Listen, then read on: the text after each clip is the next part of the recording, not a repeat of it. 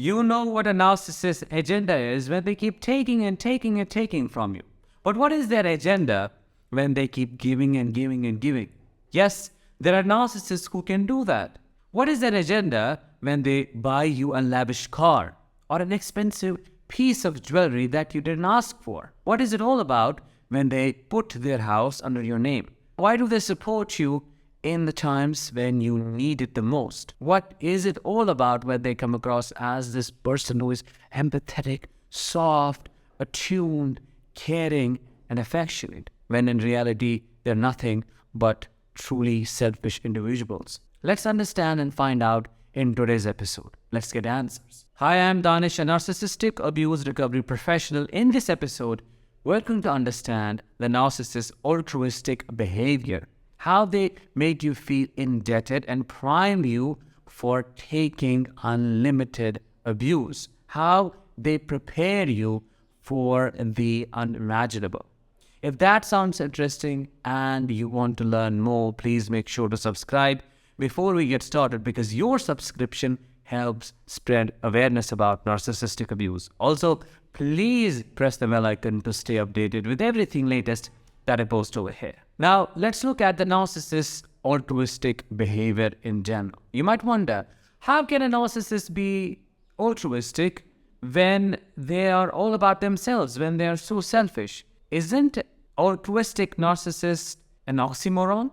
Well, it is, because a narcissist cannot and will not think of anyone else except themselves. So you can guess, you can already understand that this altruism that they show is nothing but a facade. It is a show that they put on. It's an image that is projected out to the world. They may donate millions of dollars without a second thought. They might build schools, organizations that are a part of charitable work. They might build orphanages, do good stuff.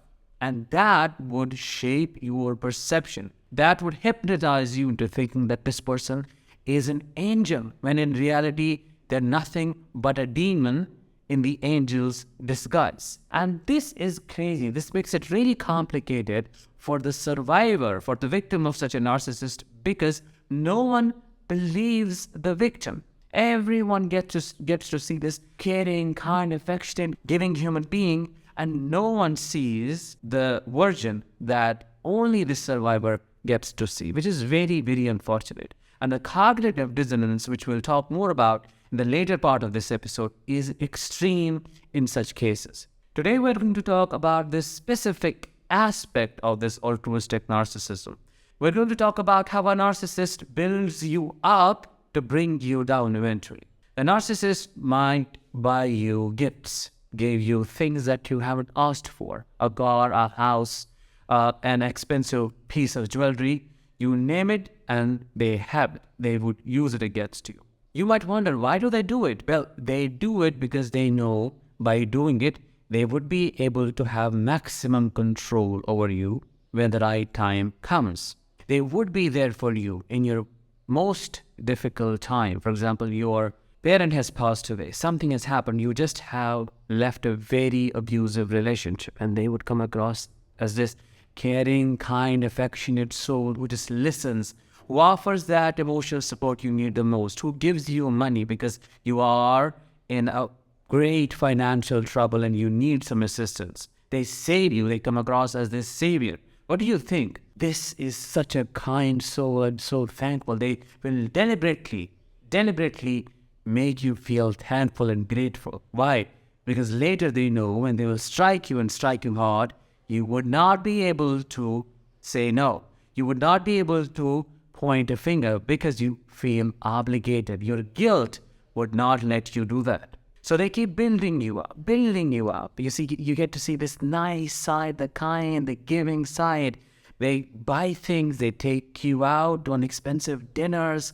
I mean, they lavish you with stuff. They give you so much beyond your imagination, only to later find out that they are now treating you like a piece of trash.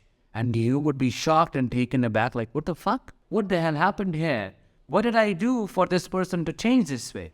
Because they have shaped the perception, they have love bombed you enough not to think badly or negatively about them. you would try to restore the homeostasis. You would try to bring this original person that you saw in the beginning back by trying more, by giving more, by justifying their behavior, by denying what is obvious. The obvious thing is they're cruel, they're callous, they're cold. And now they have indebted you enough, they feel it is the time for them to show it because you won't run away. You're already in the trap. The things they did for you were nothing but a form of bait to get you in. You took the bait, they hooked you in, now you are in a trap, and you can only squirm. You can try hard, really hard to leave the trap, but the trap is invisible.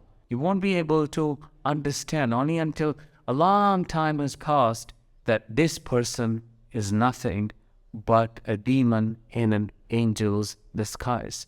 They're nothing but an evil predator who preyed on your sympathy, who preyed on your conscience and made you feel obligated through gift giving, through doing things for you that they never truly meant to do. They never meant to help you. They never meant to buy this thing for you.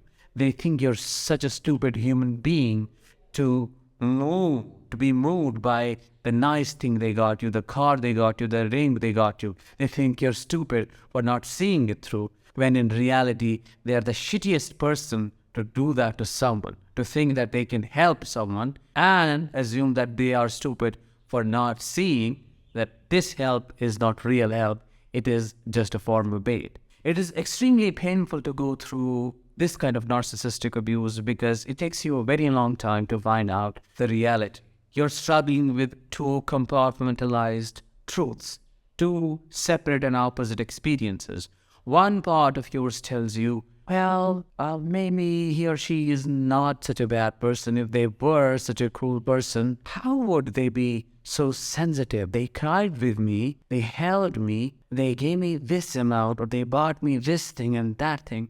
Why would they do it? Yet there is this other part of yours that goes like, they're an asshole. How could they say this thing to me, knowing that it would hurt me so much? How could they be so mean? Why were they so cruel? Like, what was it all about? This confusion burdens your body and soul because you're constantly burning. You cannot make sense of these two. You cannot bring these two together and see the full picture, see them for who they are. So you keep struggling and giving and giving and giving until you are reduced to a shell of yours, until you wake up and recognize that this was nothing but a lie. They just followed a script. They knew that by following the script, they would be able to prime you. They would be able to use your sense of obligation, your moral compass, your conscience against you, because their own moral compass, their conscience is corrupted. They don't have any. And if they have some, it's distorted. It's not working properly. It's only working for them and no one else. As I'm talking about all of this, I recall an experience that I had when I was in my college. So I was feeling really guilty. Why? Because I was really feeling bad for my narcissistic father. And I said to him, you paid so much money for my education. How will I ever be able to repay you? Like, you did a lot. And then I was shocked by the reply he gave me. I thought he would say, it's okay, you're my son. Every parent does that. I just want the best for you. That is what a good parent, a healthy parent would say. But no, what he said shocked me because he said, don't worry. It's like you have taken a loan for me. It's a bank account that will repay for itself. That will repay this loan with interest. It's like, I was like, what? I was taken aback. I was confused by the answer because I couldn't understand what that meant. So he saw this thing that he did for me as an investment that he has made. Not something that he should do because it's his responsibility. He did it because he saw that as an investment that he has made and he will get it back with interest. How pathetic is that? How petty is that? I mean, I can't put the disgust I felt in words as I'm talking about it right now. This is one of many examples that I'm giving you to help you understand that whenever they do something for you, They do not do it out of their helping nature because they don't have any helping nature. There is no empathy. There is no one to help anyone. If they can't help themselves, how will they ever help you? If anyone needs help the most, it is them. But no, they don't do that. They have to pretend to be helpful just to secure an unlimited source of supply. That was it for today's episode. I thank you so much for listening and staying with me. If you found this episode insightful, please let me know in the comments, share this episode, and make sure to subscribe. I'll talk with you in the next one. Until then, let the healing begin.